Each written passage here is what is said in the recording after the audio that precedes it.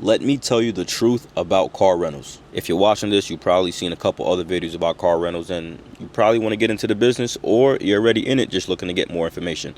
But let me tell you something. There's a method being used known as the gig worker play, where you get cheap economy vehicles and you rent them out weekly to people who do gig work, such as DoorDash, Uber, Lyft, stuff like that. Now, you got some people who say that method doesn't work. You have some that say that it does. But let's talk numbers so that we can all understand. So let's say you go ahead and get yourself a Toyota Corolla for like $4,000, 2012, like an older vehicle, right?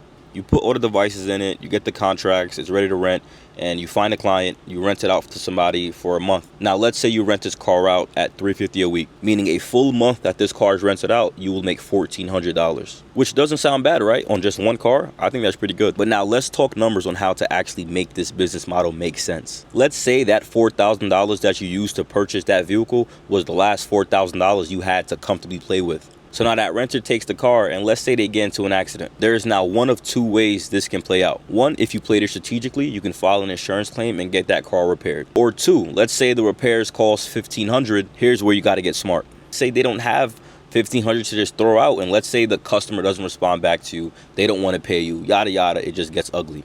So now you're stuck with a $1,500 bill and you don't have insurance to rely on. This is why strategy plays a role. When running this type of method, your best friends are going to be body shops, mechanics, and understanding how to leverage credit. You want to have more than one body shop and more than one mechanic shop to work with. You're going to go ahead and get multiple quotes on that same exact vehicle and see who gives you the cheapest quote. Now, one shop might have said $1,500. The other shop a few miles away might tell you, give me $700, I'll do the full job. But also understanding credit. If you structure out your LLC for the business, you can get business funding and you want to use this for your business. So now instead of coming out of pocket that $700 or the $1,500, you can leverage your business credit to pay for the repairs and get your car back on the road immediately. So does this business model work? Yes, but you have to play it smart because you can lose your profits if not done right. And that's with economy cars, even with luxury and exotic cars. It's the same shit.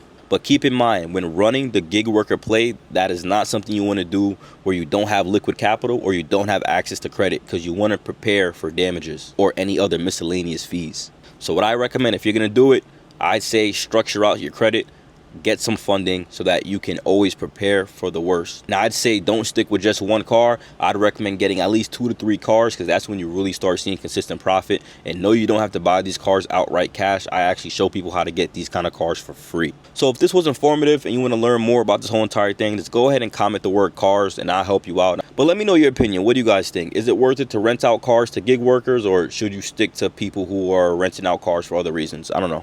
Let me know.